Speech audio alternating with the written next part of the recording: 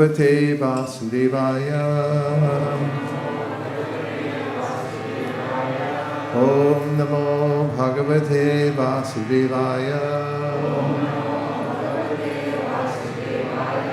Om Namo Bhagavate Vasudevaya. Narayanam Namaskritya Naram Chaiva Narottamam Devim Sarasatim Vyasam Tato Jaya Mudiraye.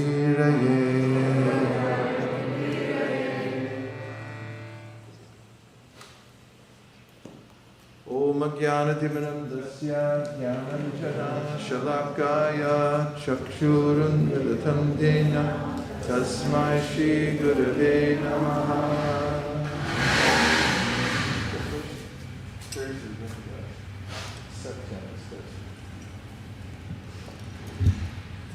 We are a couple of days away from Janmashtami, and so I'm going to read this morning from one of the famous prayers spoken by the demigods.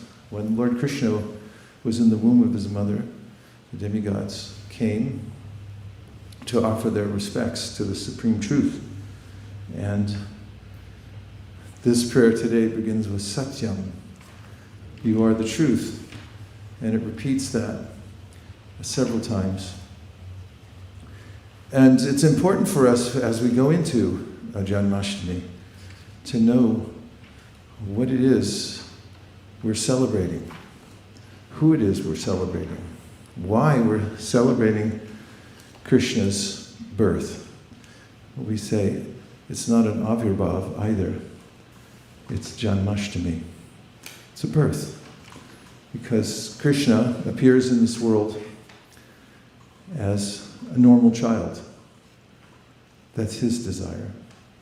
And it facilitates his loving exchanges with the devotees. So we call it Janmashtami. But is it a normal child? In the Bhagavad-gita, Krishna says, Janma karma chame divyam evam yo eti tattvata tyakva deham punarjanma naiti mam eti so Arjuna. And that is that. You got it?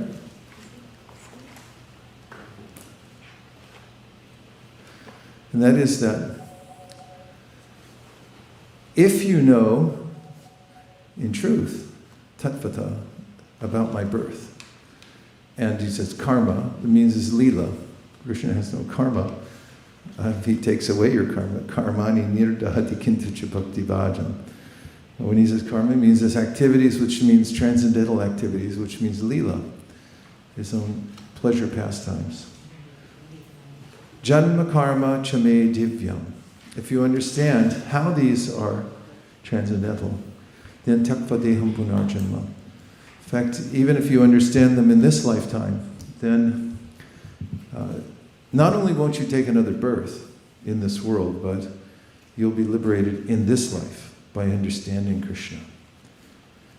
Therefore, it's extremely important. And we also have various ceremonies, and we are guided by Rupa Goswami in the principle of niyamagraha, that one should know why one's worshipping in a certain way. Of course, one could, by cultural momentum, show up for Janmashtami, and that's kind of sweet. We see thousands of people come here on Janmashtami, and they just want to see Krishna. From the time they were babies, their parents took them and they said, Jai Jai, Jai Jai. And they put their head on the ground so many times that they go Jai Jai, and they go boom. And then when they're 16 years old, they go like, why am I doing this? They can't stop, but they still wonder why they're doing it. And so it's important, says Rupa Goswami, to understand what is it. Otherwise, niyamagraha means that I'm just doing it. I'm not sure why.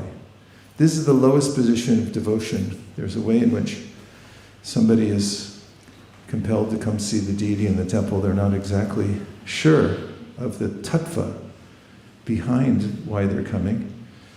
They also don't see how Krishna is connected to everything else. They see him in the temple, but then elsewhere their dealings may be less than savory because they haven't imbibed the qualities of Vaishnavas and so forth.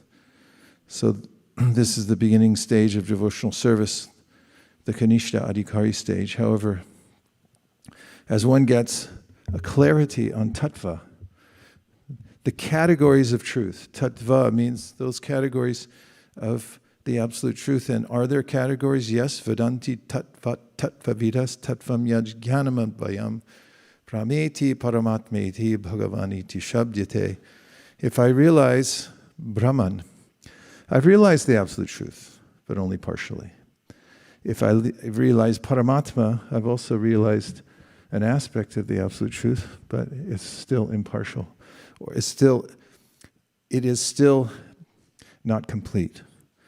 But when I realize Bhagavan, Krishna, the personality, who takes birth in this world and has his pastimes with his parents and his friends and his girlfriends and his boyfriends and his servants, then I've realized the truth in whole. So there are various aspects in the philosophy we hear in the Sri Chaitanya Charitamrita about understanding the world and the cause of it. Starting from Krishna's statement in the Bhagavad-gita where he says, Aham sarvasya pravavo matak sarvam pravartate iti matva bhajante imam buddha bhava samanvita. Who can say what that means? Aham sarvasya pravavo. Who can say where it's from? Besides I just said in the Bhagavad-gita. Like where in the Bhagavad-gita? 10:8. 10:8 in the Bhagavad-gita. I am the source of all material. No. Spiritual material worlds, everything emanates from me. The wise who perfectly know this engage in my devotional service and worship me with all their hearts. Thank you very much, Sri Madhava Mahotsava. Haribol.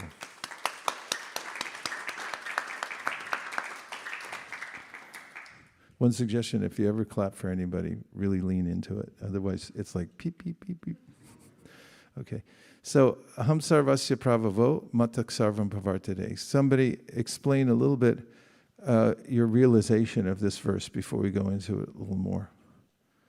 You've seen it before. It's part of the Chatur Shloki in the Bhagavad-gita. There are 4 very important verses, nutshell verses, starting with this one. So what does it mean besides the translation? What does it mean to you?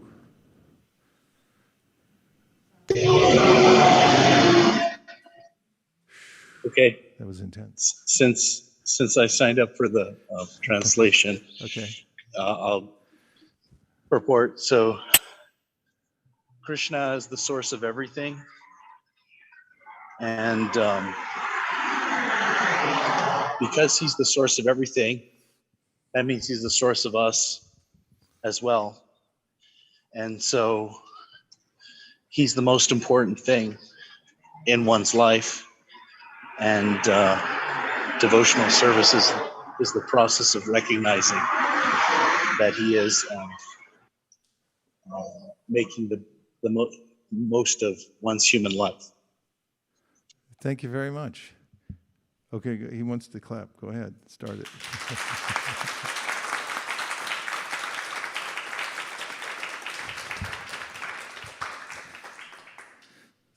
Yes?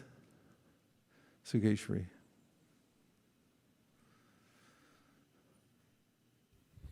I just wanted to comment, Prabhu. When I heard first this particular that Krishna is the supreme and everything emanates from him, and then in Bhagavatam when I read that actually Garbhodakashaya Vishnu lies down and there is a stem and in the stem we live.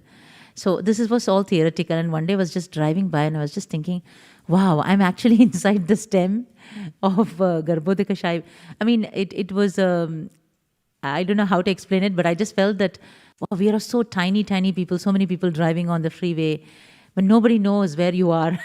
And then how fortunate we are that we know we are actually in one Brahmanda where there are millions and billions of Brahmandas, and we are in one particular, in this big Bhumandala, we are in one small little Jambudvipa, small little Bharatakanda.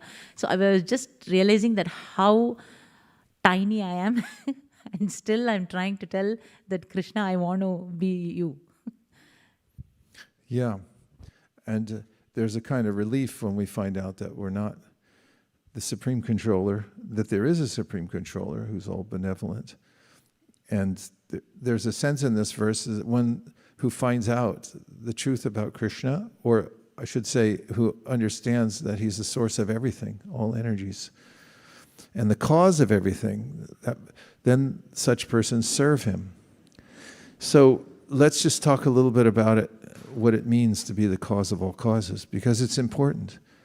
As explained in the Chaitanya Charitamrita, especially in the chapter about Lord Baladev, there's a discussion of the various causes of creation. So one of the causes of creation is the ingredient cause. The ingredient cause means that if you're going to build something, you have to have the ingredients for it, right? But if you are going to build a house, Gita Priya, and you get all the ingredients together, then what happens when you just leave them on a lot somewhere? Do they manifest a house? They don't? Let the record show that Gita Priya has given the correct answer. I notice in my neighborhood where a lot of people are building houses or reconstructing their previous houses that it requires a lot of people working together, hammering for months, sometimes a year, to put together a house. So that cause is called the efficient cause. Efficient cause means that somebody actually has to pick up the hammer and nail and put it together. It doesn't happen by itself. Oddly, many people claim that the universe has ingredient cause but no efficient cause.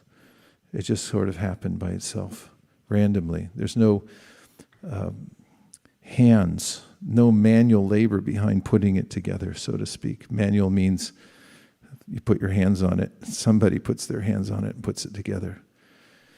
And then there are other causes, as mentioned by Aristotle. As you probably know, he talked about a formal cause. Formal cause means if you're building a house, Gita Priya, do you decide how to build it as you go along? You get the ingredients and you just build it? What do you do before that? You have to plan it out. Very good. You have to have an architect come and say, this is what it should look like. You get a blueprint. And once the plan is there, the form is made on a subtle level. That's the formal cause, because you're making a form. And then he does Aristotle, about a prime cause. And he calls it the prime cause. There's a prime cause behind everything, and that means the person who thought it up in the first place, who has a purpose behind it. So there are these 4 causes behind any manifestation. Just the ingredients won't do it, and just the hands working on it won't do it, just the plan itself, but there's a purpose behind it, and there's an intention, and that's the prime cause. So in the verse, aham sarvasya pravavo, matak sarvam pravartate, iti matva bhajante mam, somebody who knows that I'm the prime cause behind everything, then worships me. But let's talk a little more about that, because Krishna has unique features, and someone might then have a doubt, mightn't they, about a person being the supreme cause or the prime cause of everything. Mightn't somebody have a doubt? Possible? Yeah, people have doubts all the time.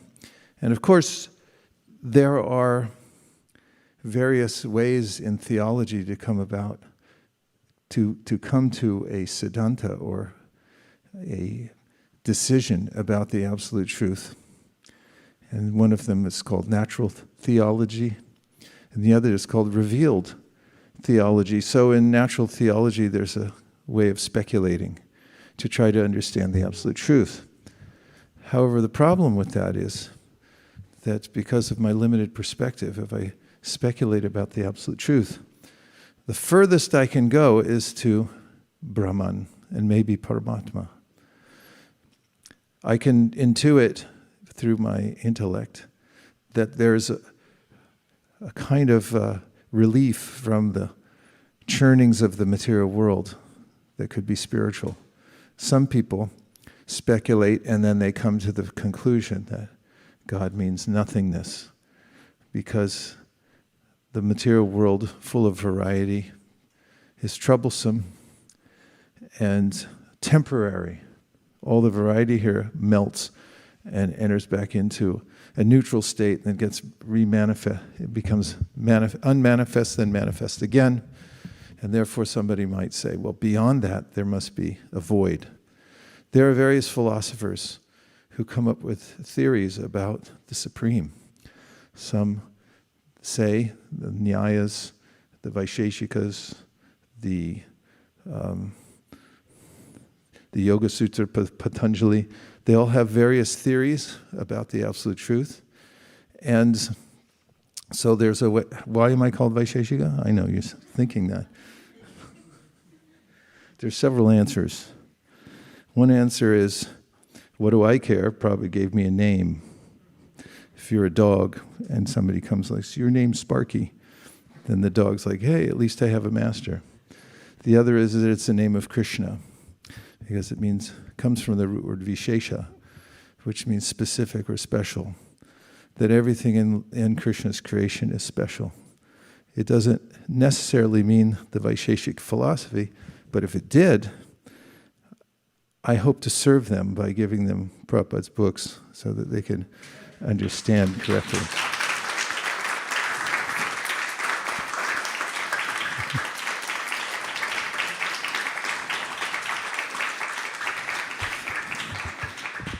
Now that we've let the elephant out of the room. And on all these various philosophies called darshans in India, there are various speculations about the absolute truth. That some say that, yes, there is someone who is the mover of everything, but he's separate from the ingredients. There's the ingredients and there's the absolute truth. They have nothing to do with one another. They're independent of one another. And there are varieties of speculations in natural theology. However, Mahajano Yenakata Sapanta, the only way to come to a perfect conclusion, ultimately, is to accept a perfect authority and take the version from the perfect authority. Otherwise, no matter how smart you are, there's always somebody smarter. Have you ever noticed that? No matter how good you are at something, somebody else walks in and ruins your whole thing. It's like, wow, I was a big fish in a small pond, and now I've been exposed as being just a little fish because somebody else is much smarter than me. And that always happens. Therefore, you may come up with a philosophy, or I may come up with a philosophy, but then someone else will defeat it later and find some aspect of it that doesn't work as well as their philosophy. And therefore, we have to accept the version of the absolute truth coming from the absolute truth himself. And this is reasonable because in any knowledge system, one has to have a point of reference, a given. For instance, in what's that called in math, where you draw all kinds of shapes? Yes, geometry. I was thinking geology. I couldn't get it out of my head. In geometry, you start with a given before you solve it, don't you? Who said that's a given? Somebody, some authority somewhere said, here's your given. Like, prove that's a given. Okay, prove that given is that the reason you gave it for the given is a given, and you can keep going backwards to infinity, called infinite regress. So at some point you have to have some knowledge that proves itself. It comes from a perfect source. So Krishna is saying, Aham sarvasya prabhavo matak sarvam pravartate. However, someone might then say, but wait a minute, if you're the complete whole, as we hear in the Upanishads, Om Purnam Adah Purnamidam, describing the complete whole, then you look like a person. I mean, you have fingers and toes, and those are differences. Because the truth, as we heard earlier, is known as Advaya Gyan Tattva. It's one, but it has variety. Actually, they're not differences, they're varieties. And within Krishna's body, do you see any differences? Do you? Practically, if you just look at him or you show a picture to somebody and say, here's the absolute truth is one, what might they argue? Well, he has different parts of his body, so how can that be the complete whole? Because there are differences, different compartments and so forth. But if we were to describe Krishna's body as being complete and without any differences, where from Lord Brahma's teachings that we just sang could we prove through Shastra that he's not fraught with differences, but his body is one truth? I'll give you a clue that should give it away, that he has senses, and there are different senses in his body. Like we have working senses and knowledge-gathering senses, don't we? So what verse would prove that all his senses are not different? Boy, I really gave it away there. Go ahead, try. Is it the verse Angani yasya sakalendriya Vitivanti Jivan? Okay, everyone together. Angani yasya sakalendriya Vitivanti Pashyanti Kalayanti Chiram Jaganti Ananda Chinmaya Sadujvala Vigrahasya Govindamari Purusham Tamaham Bhajami. So what does that prove about the different so-called differences? It says that one sense of the Lord can perform the function of the other. So, for example, Krishna can create through his eyes, just by the glance, and he can accept the offering. So to your point that they are different. The bodily parts are different, but then they can use the mic. Can't hear. No, you don't have to take it off, but you can go ahead. Just point it right towards your mouth. Sorry. Yeah. So they can perform the function of the other part. Yes. Yeah. All his limbs can do everything all the other limbs do. There's no difference between one and another. Like in my body, my hand can't eat, but in Krishna's body, his hand can eat, or he can talk through his eyes. Has he ever talked through his eyes to your knowledge? Who said yes? Say when he talked through his eyes. You heard it one time when you were reading Krishna book, or the 10th canto of the Bhagavatam. Where did Krishna speak through his eyes to his friends? It was during one of the forest fires that happened. Krishna spoke through his eyes. So you'll find that there are various ways Krishna uses his senses. Well, he can eat with his ears, right? When does he do that? When? Come on, stand up for your answers now. Go ahead, Prabhu, and then Sukeshri. Bhoga prayers? What? Is that a question or an answer? No, it's an answer. Just give the answer. So when we chant Bhoga prayers, we are actually asking the Lord to accept. And He's accepting our devotion. Then what happens? He eats with his eyes, his glands. His ears. Yeah, he listens to it. He's like, okay, he can eat with his ears. That's what it means. Angani yasya sakalendriya vrittimanti pashanti panti kalayanti chiram jagati. What else? Prabhu, I was just going to say that sometimes we also talk with our eyes. We may not talk, but you can do a lot with your eyes. Okay, we can. It's indicative, but it doesn't necessarily mean we're talking with our eyes. So this is one of the characteristics of the supreme truth or of the personality of Godhead that people try to find fault with the understanding that God is a person. And it's called Swajat Bhed. Bhed means there's a difference in the personality himself because he has different limbs, different organs, and so forth. But Brahma tells us, and I mentioned there's natural theology and there's revealed theology, which means, as I was saying, we hear from an authority. So Brahma's the authority. He saw Krishna directly, and therefore he spoke about it and revealed to us what his body is like. There's no difference in his body. It's one, because every sense can do the activity of the other sense. And the next fault someone might find is, wait a minute, okay, you say God is one, but what about all these different forms of God? Could you name one that looks different than Krishna in Vrindavan, or Madan Mohan playing on a flute? Which under Matsya is a good choice? What does Matsya look like? A fish?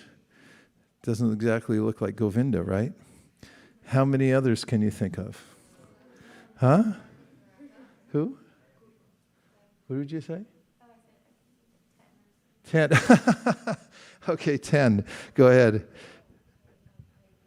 Hayagriva, how does Hayagriva look like? Krishna in Vrindavan? A horse, okay. How many, what other ones can you think of? Varaha looks like a pig. Okay, so is that Krishna in Vrindavan? We're finding some difference in the Advaya Gyan Tattva. You're saying it's one thing, Krishna's one. So how is it that he's one? How many others? Nrsingadev. And who else? Kurma. Parusharam. Vaman. Okay, so there are various forms of the Lord, and we hear about them in various places. Say, okay, well, there's a difference there then, isn't there? But who can prove from our same source, Brahma, and the same Shastra, we all just chanted together, that there's no difference between these? Yes? Ramadi murtishu kala niyamena tishtan nanavataram akarod bhuvaneshu kintu Krishna swayam samabhavat paramah pumanyo govindamadi purusham tamaham bhajami. Judges, will we take that? Brava, brava. There's a couple more, though. Let's take out the couple more. Ete cham sakala pumsa Krishnastu Bhagavan Swayam. From Brahma Samhita. Oh. Remember, we're talking about Advaya Gyan Tattva. Advaitam.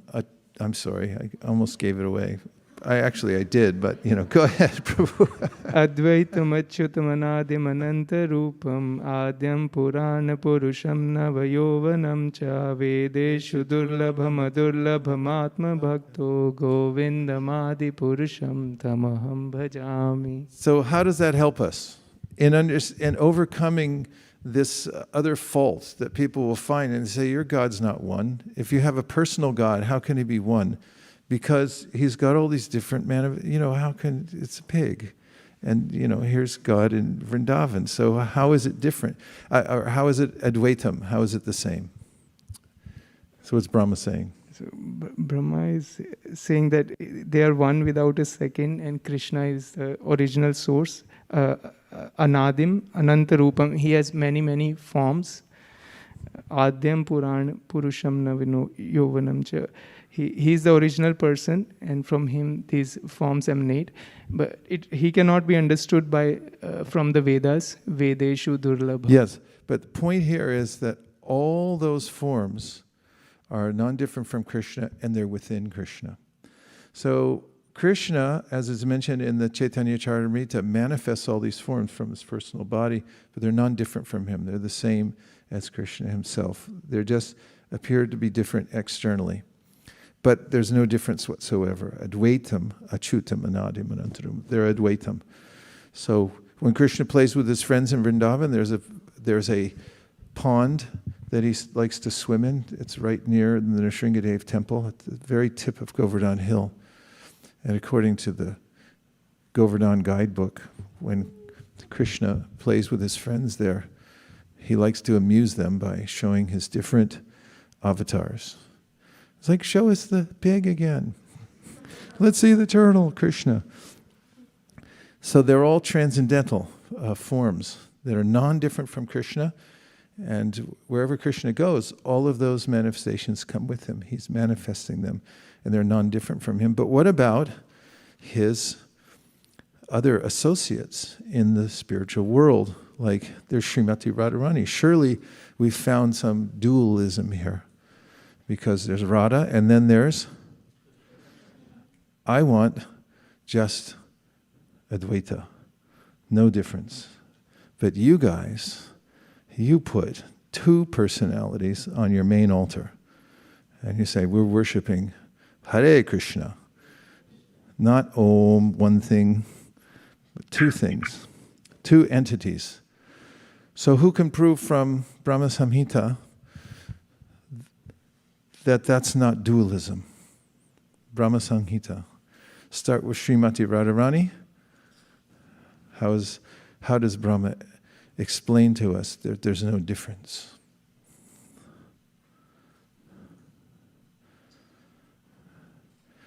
One way to memorize the whole Brahma Samhita, at least the way I did it, was that that I'd been chanting it every day, and I was going through Singapore, and I met this other brahmachari, and we were chanting it together in the morning times. And then he gave me his handwritten copy. He had written it by hand. A lot of that stuff in the old days, because there weren't so many copies available of things. And I got on the plane, and I was looking at it. I saw these little codes written on the side. And they were the first letter of every verse. So the first verse is Chintamani Prakarasadma. So he had C, A. And then he had P, E, Y, A, P, Payap. And then throughout, in clusters, he had throughout the whole thing. And then he said, now I know what, I can understand what that is. Of course, it took me a while because I'm a little slow. But once I understood those little clusters, then I could keep it in my mind and understand the sequence of the book. So the verse we're looking for is in the second cluster. Yes. Oh, is it Ananda Chinmaya Sat? No, don't say is it. You go, pow, and you just put it out there. They're like, this is it. And if you're wrong, you say, prove I'm wrong, Come on, go ahead. Ananda Chinmaya Rasa Pratibhavitavis Tavirya Eva Nijarupataya Kalapi Goloka Eva Nivasatya Khilatma Bhuto Govindamadi Purusham Tamaham Bhajami. Brava. All right. Tell us in your own words how that proves the point. So the translation says that Radharani resembles Krishna's own spiritual figure and is the embodiment of his ecstatic potency.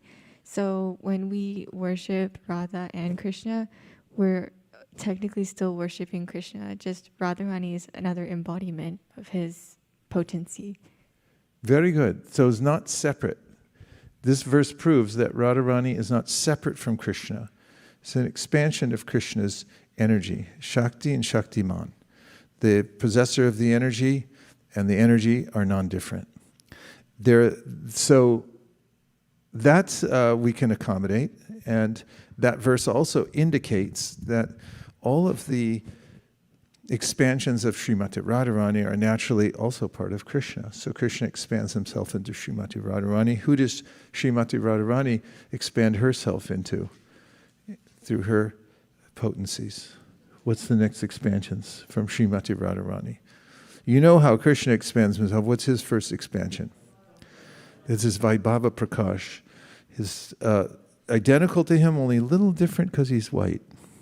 And he also has a mood, an abhiman, of wanting to serve Krishna.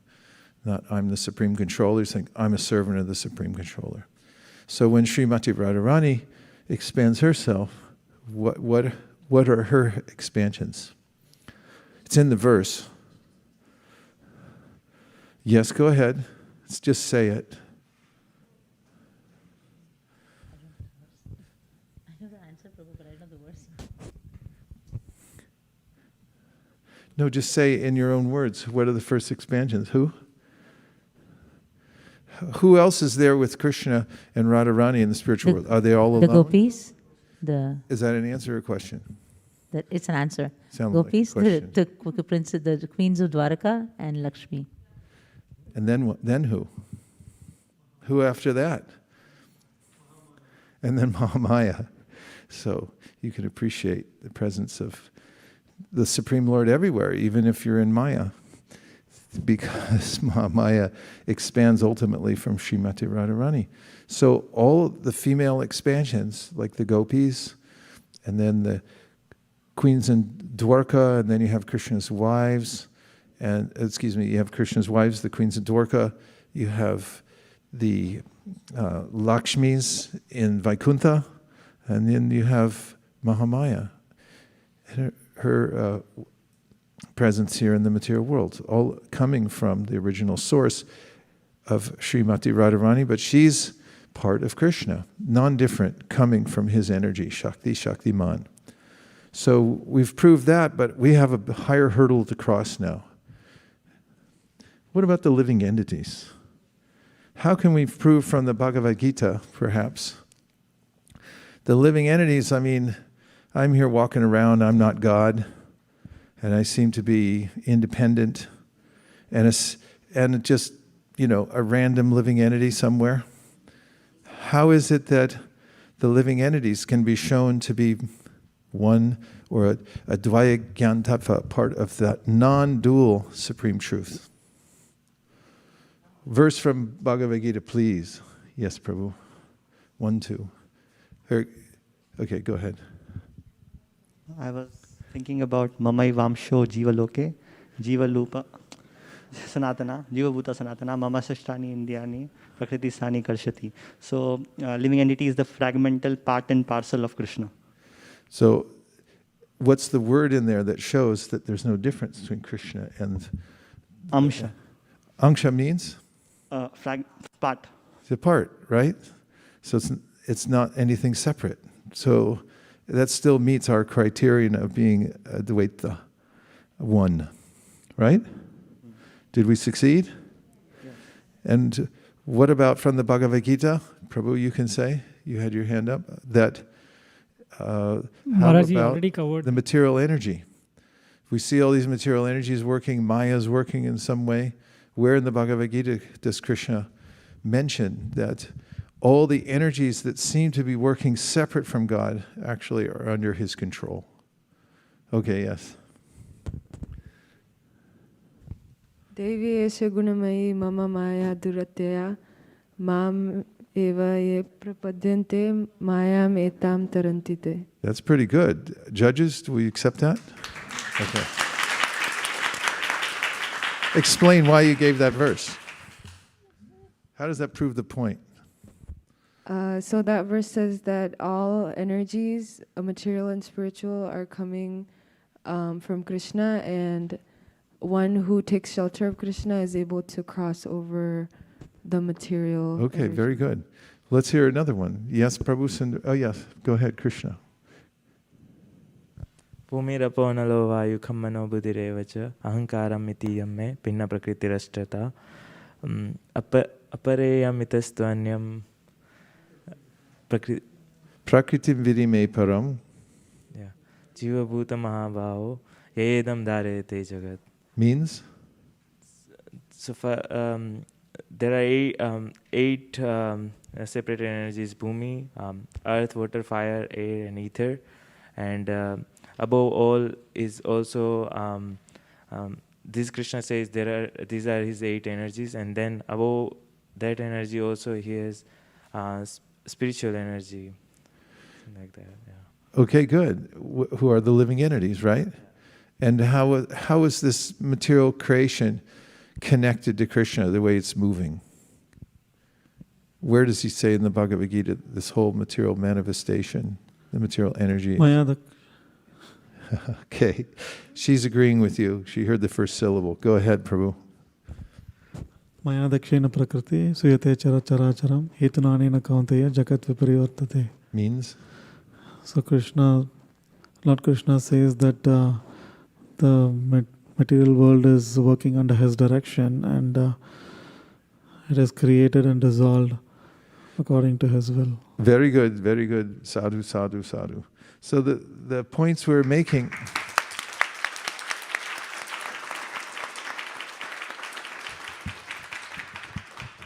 based on Krishna's own statement, aham sarvasya pravavo matak sarvam pravartate iti matava bhajanti mam buddha bhava samant. Those who are Buddha, they're highly intelligent, like all of you, have discerned just within a short amount of time what other philosophers have taken centuries, lifetimes, and they have not come to this conclusion. As Krishna says in the Bhagavad-gita, bahunam jamanamante jnanavan mam prapadyate vasudeva sarvamiti sa mahatma sadulava. Someone may take many, many, many lifetimes to come to the conclusion that, oh, Vasudeva sarvamiti, he's everything. Everything comes from him, but it's not sentimental. There's a revealed philosophy behind it. How it is, Advaya Gyan Tattva has various features that are not differences, they're varieties. But why should there be varieties anyway, Gita Priya? What's the point of having varieties in the absolute truth? And why should Krishna, the supreme person, take the trouble to actually be born out of the womb of Yashoda? And he is born from the womb of Yashoda. We find out from the Bhagavatam and our Acharya commentators that Krishna is born not just from Devaki. He's not really born from Devaki. He appears from Devaki because he comes out with ornaments, 4 hands, all the paraphernalia. Meanwhile, somewhere else in Gokula, Krishna is born just like an ordinary child.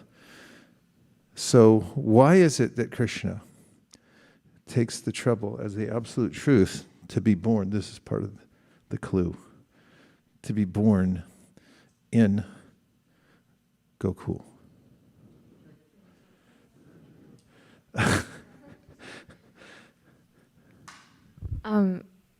Mataji said, but that's parampara. Okay, go ahead. Is to enjoy like the pleasure and like the pastimes of being, I guess, like a child in Vrindavan. Very, very good, but I need Sanskrit. Someone better give some Sanskrit. Yes, Sadhu Vrindavan, all the way in the back. We need to relay a microphone. I was thinking of Paritranaya Sadhuna Vinashaya Chadushkritam Dharma Samstar Panartaya Sambhavani Yoge Yoge, which basically means that he comes to annihilate the miscreants, annihilate the demons who are disturbing his devotees, and also enjoy the pastimes with his devotees. Yes, very good. He has those purposes. Haribol. But on a very basic philosophical level, come to a more foundational point about why the supreme Advaya Gyan Tattva has differences. What is the purpose of that? Actually, you already said it in English, but we want reference from Sanskrit. Maharaj, can I say in Bengali? There is a verse in Chaitanya Charitamrit, Adi Lila 7.5. Yes, please. Panchatattva ekavastu nahi kuch bheda rasa aswadite tabu viveda vibheda. So basically the Lord there is no difference between the different forms of the Lord in Tattva, but because of rasa swadite, because of enjoying the propensity of enjoying the different rasas. For rasa. Yes. Tabu vividha vibheda. So that is why the differences are there. Very good.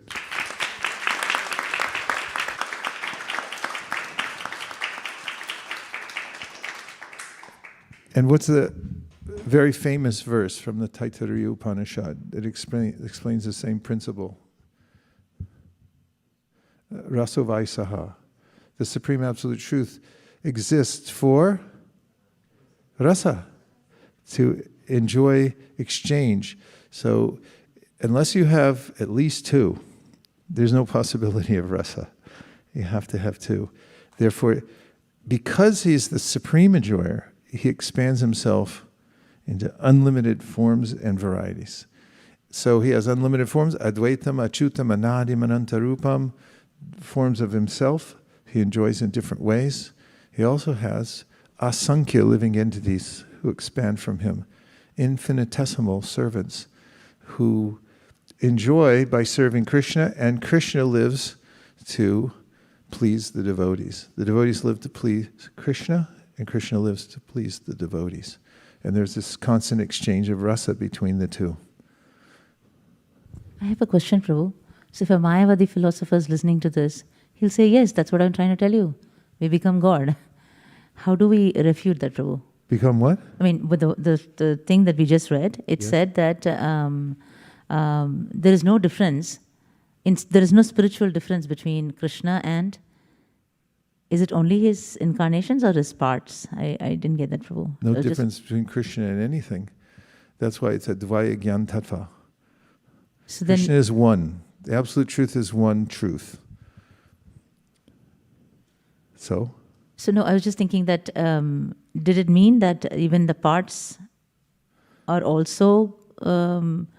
They're same and not same at the same time.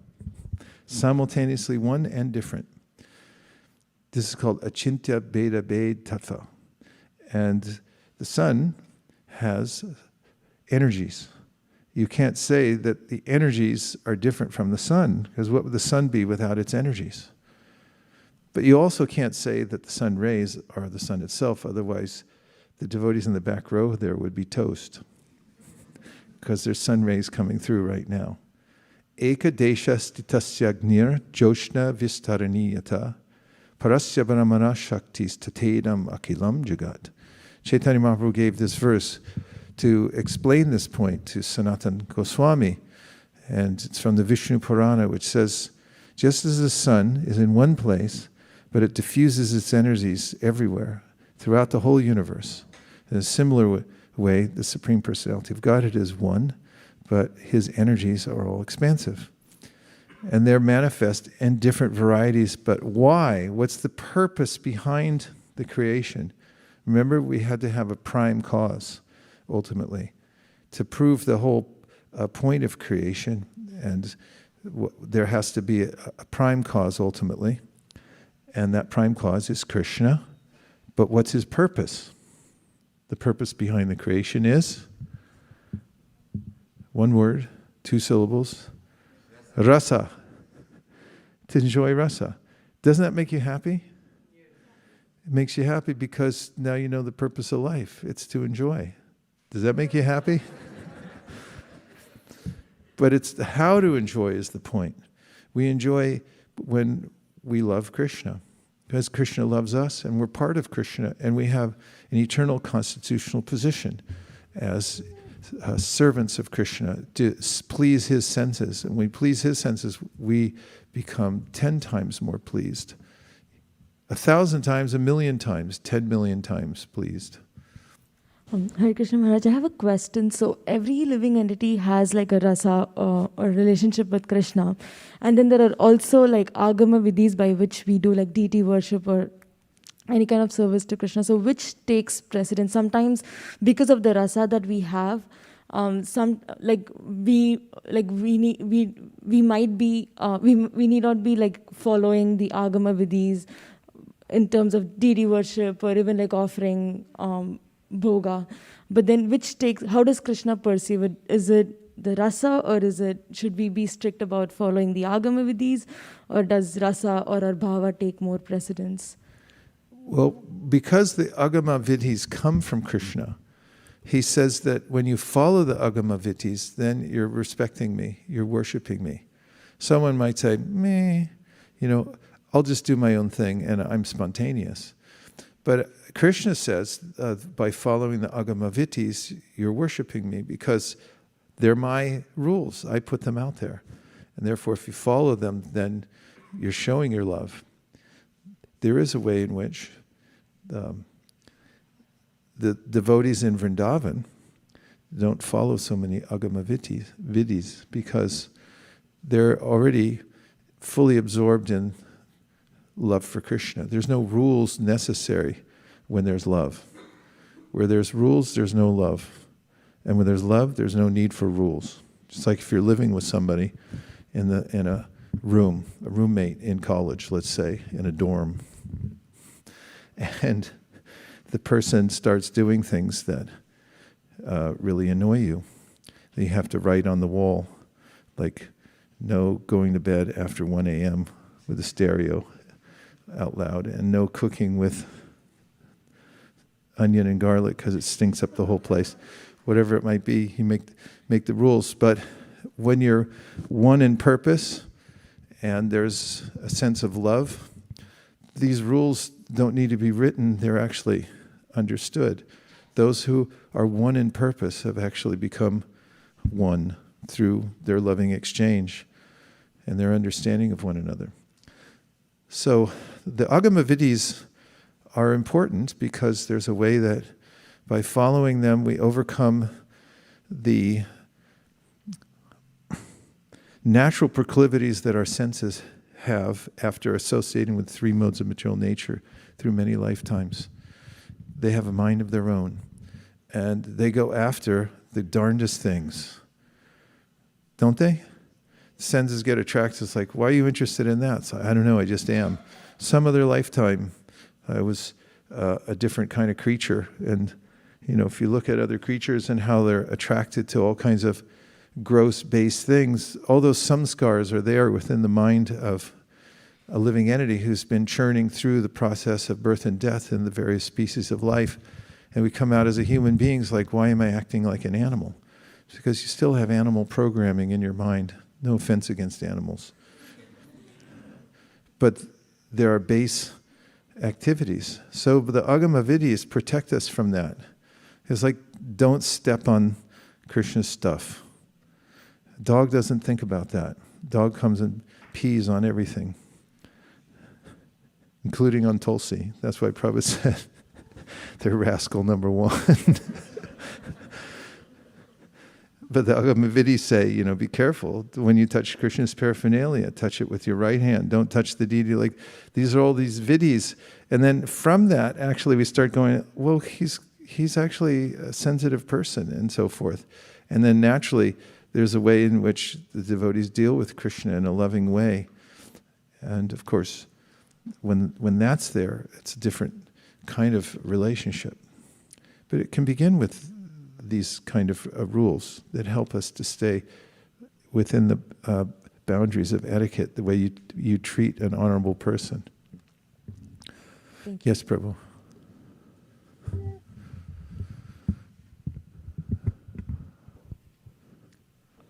Hare Krishna, Prabhu. Hare Krishna. I have a question. So, the source of creation, like the cause is Krishna, as you said, but can we extend that logic and ask the same question? Why there's a need to have Krishna and for Krishna to have rasa and creation after that? What do you mean, a need? Why is Krishna there? Why do we need to have a creation and going back using the logic rasa? Krishna wants rasa, and that's why we have creation and all the living entities. But then asking why Krishna is there and what is the need for Krishna to have rasa? This is the question puzzles me and brings me here. These are axioms. And so in logic, if you start saying, well, why isn't the round shape square? It has no meaning. Round means round. You can't say round means square. If I say a circle is a square, then anybody in any kind of learned circle will look at you and go like, would you please leave? Because you're not making any sense. Maybe you took too much LSD as a child. So the idea of a circle becoming a square becoming a circle is untenable in the realm of philosophy. In every tenable philosophy, there are axiomatic truths that such and such that prove themselves, and we take that as proof. Now, you can see within yourself, you're a part of Krishna, and you have a tendency to enjoy, do you not? Nobody can deny that. You can look at the symptoms of those who are expansions of Krishna and see that they have the same qualities, just as Krishna says. You can test it for yourself. Say, what is my purpose in life as a part and parcel of Krishna? Do you get up and pray in the morning, please let my car get wrecked today? And please let the insurance have lapsed the day before I got wrecked? And please, could my student loan be expanded more than it is now, so I can work for another 30 years without making any money, and on and on? No, we want to enjoy. We want to actually experience love and so forth, and we're parts of Krishna. We can understand intuitively also about rasa. So when we talk about the need of Krishna, Krishna exists for himself and by himself. And he's the supreme enjoyer and the supreme absolute truth. And he's the cause of all causes. This is the axiomatic truth. And to have intelligence behind, one can perceive intelligence behind all of the interactions of the elements that expand from Krishna as well. That's why we have science. For instance, all the ologies come from the concept of everything having a purpose and design. If there wasn't some formal cause, which when we talk about somebody who's creating a blueprint, that's part of the causal sequence. If we didn't have a formal cause, then you wouldn't have to study anything. All your science classes would be canceled. Because logos, which is there as mentioned in the Bible, I'm not a big Bible scholar, but in the beginning, there's the logos. The logos means there's an intelligence that is the formal cause, that creates a blueprint for everything. That's why you can study it, because there are logical ways in which the elements interact with one another. In physics, you could say, I don't know anything about physics, but if I did, I'd say something like, speed plus mass equals something else. And you come up with a formula and it works, because there's logos. There's a formal cause behind everything. You could understand that. And there's no ultimate locomotion within material nature by itself. These things have been tested in physics. If you put a train on a track and you set it out, without having a battery or somebody to keep pushing it around, eventually it's going to wind down and it's going to stop. So in the material nature also, we can trace back the laws of physics and see that they don't work independently of a prime cause, a mover who's making it all happen. There has to be somebody behind it. It's extremely logical, and there has been in history a break between science and theology. They got divorced at one point, and it was a messy divorce, and it hasn't worked out well for either. Because as Prabhupada used to say, that if you have science without religion, you just have mental speculation.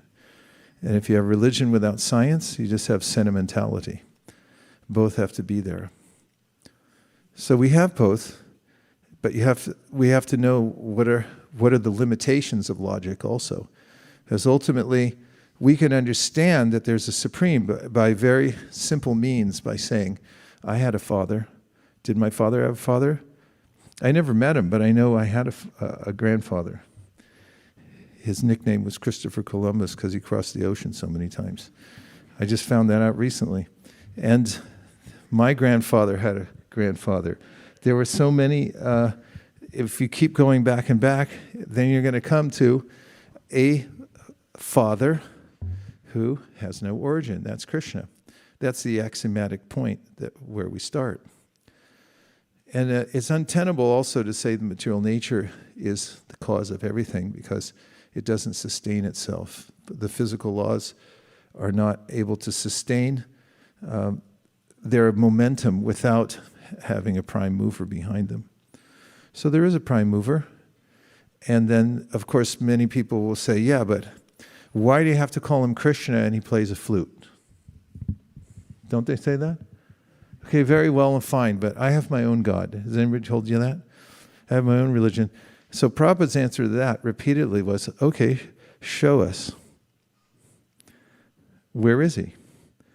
Where's your God? Show us. And it's like, well, you can't really describe him. It's like, no, don't cop out. Show us. We'll say Govinda. He plays a flute. He's in Vrindavan. He bewildered Brahma. He has pastimes. He has Srimati Radharani. We know the address. We know the details. You tell us now. Where's your God? Well, it's beyond words. Like, get out of here. You're not discussing. If it's beyond words, then don't say anything. We'll talk. You listen. So when you come to describing the absolute truth, then you say, why is so specific? It's because that may be limiting, but it's not limiting, actually. It's limiting to say that God can't have form. It's also limiting to say that God can't have variety within his personality. He has unlimited personality expressed through his various relationships with unlimited living entities. If I come in here and I start to express myself, but all I have is a very limited vocabulary, which would consist of different pitches of grunts. A grunt means like, "Arr." So you ask me a question. Arr. Another question. Arr. So this has less variety than if you ask me the question. What was the question again? My name is Vaisesika Dasa. Now I'm using more variety, more detail. It's become more unlimited. If I come in here to play the violin and I just go screech, scrunch, and that's all I can play, then it's limited. But if I've studied it and I have memorized many different ragas and I play it, then it starts to expand and become more unlimited. So in Krishna's rasa, there are every gopi, every one of his expansions as a gopi has a raga. All the ragas that we hear from our very own Govinda, because he publishes them all on the internet now. You've probably noticed that. Every one of them comes, the ragas, original ragas, come from a gopi who's expressing herself to Krishna in a particular way through music. And how many gopis are there? Unlimited. Trillions. Beyond that. So the variety doesn't limit God. One's idea that God's an amorphous energy or homogeneously one is limiting. But as you become more detailed, more specific, Vishesha, the more unlimited the entity becomes, the more unlimited this situation becomes. The more expert the musician, the more the variety becomes available. And the more variety is there, that's an indication of intelligence and expansion. So so God's a person who exists for himself, by himself, for himself, and his purpose is rasa, to enjoy loving relationships with his devotees. Is that helpful? Yes, thank you, Prabhu. Okay, thank you very much. Okay, let's see if there's any more questions or comments. Yes, Gita Priya.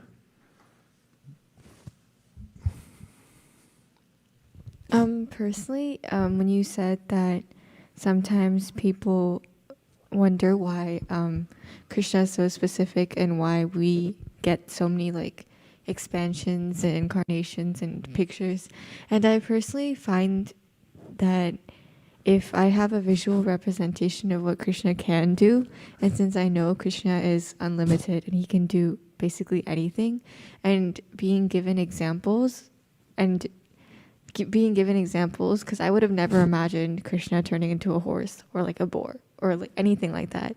But like being given examples just shows how much Krishna can do, and I can't even fathom what more he can do. So I find it personally very comforting and kind of cool that Krishna can do so much. Nice.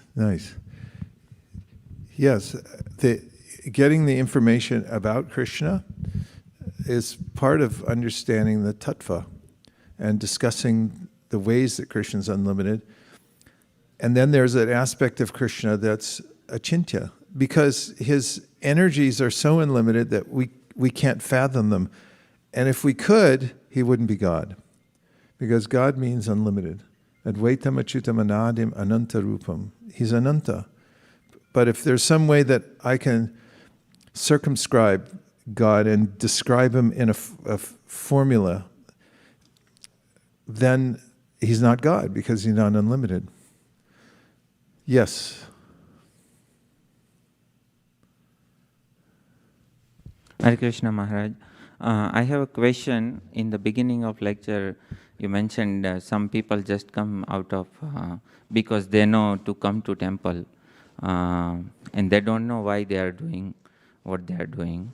And when I think I'm chanting, I'm coming to temple, I'm doing service, and I'm rejecting some stuff which is not favorable to bhakti, but I don't have purpose.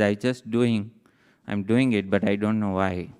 And so how to find out the truth and the reason why I'm doing it? Just read Prabhupada's books.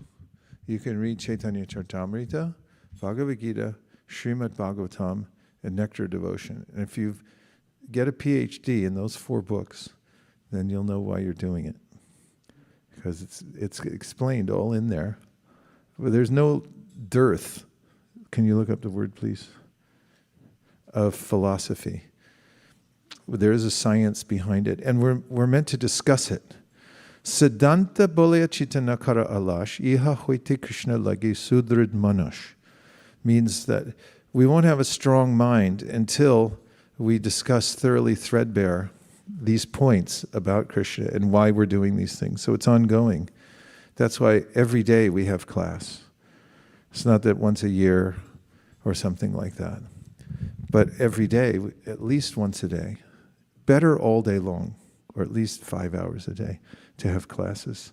In fact, when I joined the Hare Krishna movement, we had 5 classes a day, especially in the Bhakta program. It was meted out throughout the day. We'd go in Harinam and we'd stop, sit in the park. It was, okay, time for Krishna book. And we'd have that class. And then time for Nectar Devotion. Now Bhagavad-gita, Bhagavatam in the morning, TLC, and the other times. So we have to hear and discuss these points. Of course, those who come to the temple and they bow down before Krishna are great souls. Krishna talks about this in the Bhagavad-gita. Chaturavida bhajante mam jana sukritino arjuna arto jignasa artarti jnani cha bharatarshava tesham jnani nitya yukta eka bhaktir vishishyate priyohi jnani no tyartam ahamsacha mama priyaha udarak sarave vaite jnani tvatvayamame batam asita sahiyuktatma. He says that there's 4 kinds of people that come to him. They want money. They want to get relief from distress. They're inquisitive, and some already in knowledge of the absolute truth. And he says all of these people are great souls. They're pious souls. It has sukriti. Otherwise, they wouldn't come to Krishna. And he said, of all of them, the best is the one who knows the absolute truth and is giving his or her heart out of love. Udarak sarva evaite. Gyani tvabhaiva mematam. So we have to become wise, and we have to know the Siddhanta by reading and hearing in the association of devotees why we're worshiping Krishna. And there's a way in which, by worshiping Krishna in the association of devotees, we gain a natural impetus. It, as the old idiom says, rubs off on us. There's a way that Rupa Goswami describes in the Nectar Devotion that from the hearts of those whose bhajan or worship of Krishna is very deep, there are like a moon rays that are coming out. And so when one gets touched by the moon rays, something that you look and you go, you swoon. It's like, oh, I feel something. The moon is for love. You don't find so much people writing poetry about the sun. It's like, oh, the moon, and it rose, and and so from the moon rays that come from the hearts of pure devotees, then we also become affected, and we feel the purpose. It kind of becomes naturally manifest. And even when we don't know exactly everything about what we're doing, by continuing it, then as Krishna or as Sutta Goswami says in the Bhagavatam, 1st canto, 2nd chapter, Vasudeve Bhagavati Bhakti Yoga Prayojita Janaya Yashuvairagyam Yanam Chaya Haitukam. We naturally become filled up with knowledge and a sense of perspective of the world through which we back off from all kinds of bad things, because we know there's something better. We get a taste. Hope that helped. Okay, we'll take one or two more. Yes, Prabhu? 1, 2. Oh, you just have your pencil up, sorry. Hare Krishna, Prabhu. I really like the point which you mentioned. Actually, I was thinking that how important is this point that Mahajano Yena Gatasa Pantha. You mentioned that you have to hear the version of absolute truth from the absolute truth himself, and how will you otherwise understand? Where can the logic take you? So I was thinking that, even in the scriptures we see that many times, for example, in Bhagavad-gita, Arjuna says that, now I understood it, Asita Devala Vyasa has understood it. And then in the morning you quoted this verse, Etan hi nirvidyamananam ichchitam akuto bhayam, yoginam nripanirnitam. So we follow the path of those who have already done it. And there are so many other verses in which, it's mentioned. So how important it is to follow this path. So that's an excellent point. Thank you for bringing it back up. There's a way in which the devotees have something even Krishna doesn't have. What is that thing? Keli Kunja Kumari. If that's really you, I can't tell. If my smartphone can't tell who I am, I don't know if I could tell through face recognition anymore. They have the love of Krishna on them, to them, so that... Yeah, very nice. Because they have the internal potency of Krishna, which is actually, it's what Krishna is attracted to, is his own Swarup Shakti in the form of Srimati Radharani. And devotional service is under the protection of Srimati Radharani. When you quoted this verse, Daivihi Eshu Gunamayi, this Daivihi Eshu Gunam Mama Maya Duratya. So the internal potency that the Mahatmas Tumam Parta Daivim Prakritim, this is from the internal potency of Krishna, and who can say why or how it is, or the proof that Krishna is controlled by and attracted to his internal potency. Yes? By the way, we're going to stop in just a couple of minutes. Losing I have a question, attrition Prabhu. here. What? You had a question? So were you going to say the verse? Well, I'm thinking of one verse. What is it? The verse I'm thinking of right now that proves the point. If Srivatsa was here, he'd say it.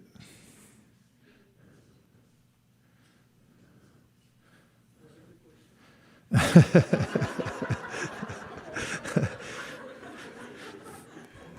question is, could you please, pretty please, give me a Sanskrit verse, preferably from the Bhagavatam, so that's what I'm thinking of, that proves how it is that Krishna's internal potency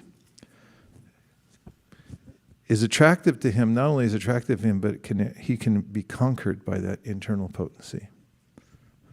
Yes, Prabhu. So,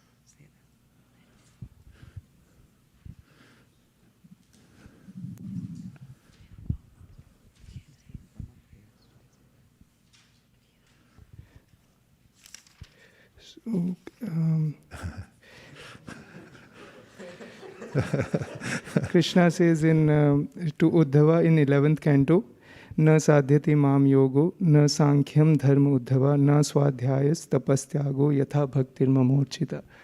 So he says that, my dear Uddhava, the unalloyed devotional service rendered to me by my devotees brings me under their control. I cannot be thus controlled by those engaged in mystic yoga, Sankhya philosophy, pious work, Vedic study, austerity, or renunciation.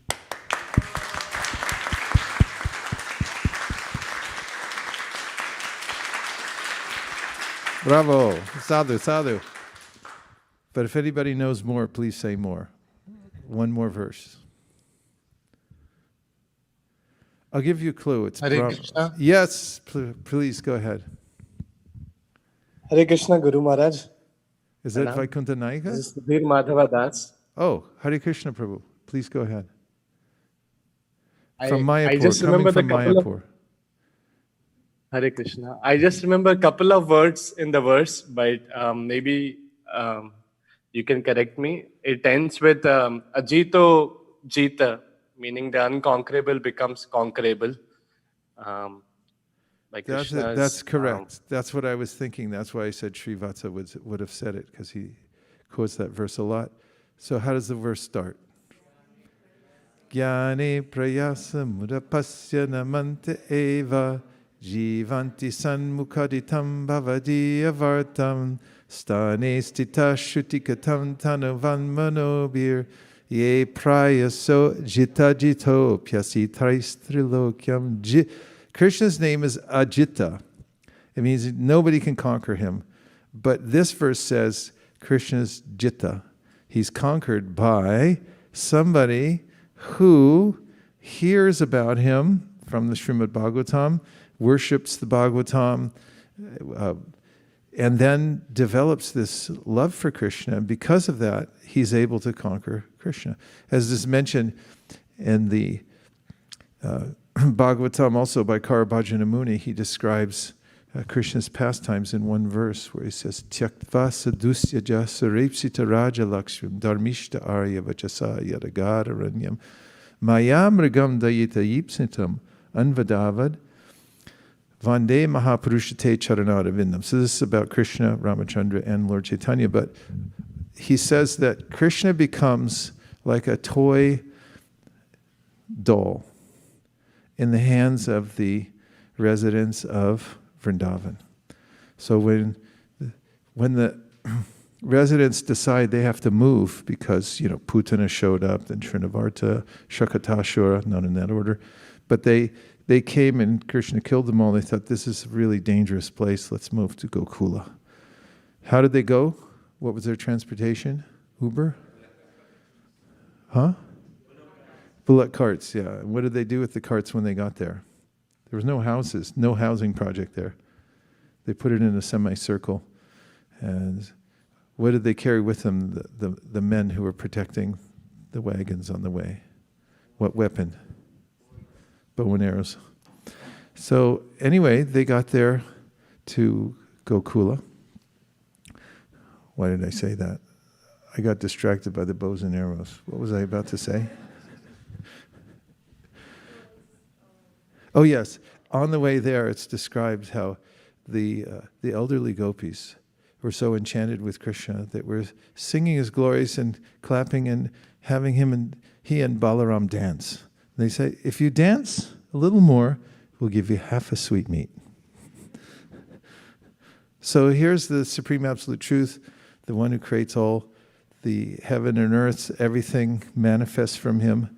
And they're like, you want another sweet? We'll give you half if you dance. And Krishna's like, Hare Krishna. Because he loves the residents of Vrindavan so much. And he never sleeps. In Vrindavan, it looks like he sleeps, but his mother puts him to bed and he sneaks out the window. If you've ever done that as a kid, Krishna does it every night. Because he can't stay away from his devotees. He loves them so much. So he's constantly engaged in rasa with his devotees 24 hours a day. And he's controlled by the love of his devotees. Ajita becomes Jita.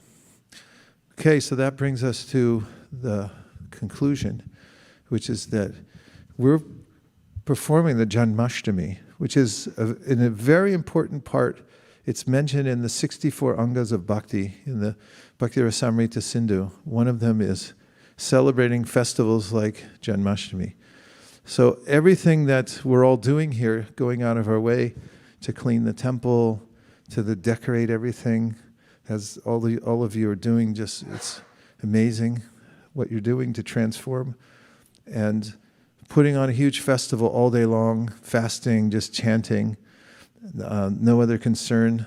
This is the way to celebrate the Janmashtami, and it's one of the angas of bhakti. So feel free to give your whole heart and soul to the process of worshipping Krishna on Janmashtami on his birthday, because it's a direct bhakti process. And we're not doing it mindlessly either, are we? Because we completely understand now, through the philosophy given to us by Chaitanya Mahaprabhu, through the parampara, why it is that we worship Krishna. Ham sarvasya pravavo matak sarvam pravartate iti matva bhajante imam Buddha bhava samanvita. Hare Krishna. So were there any last questions online? Because I didn't want to leave those out in case there were. Just checking? Nothing. Okay. So now we're going to take a 3-minute break, and we'll come back and have the Guru Puja for Srila Prabhupada. Vanchakalpadurvishcha kripasindabhe vachapatitanam pavanibhyo vaishnavebhyo namo namaha nantakoti vaishnavaniki jai gaur premanande haribol. His Grace Vaisesika Prabhu ki jai. Srila Prabhupada ki jai. Gaur Jai. Bhaktivinoda ki jai.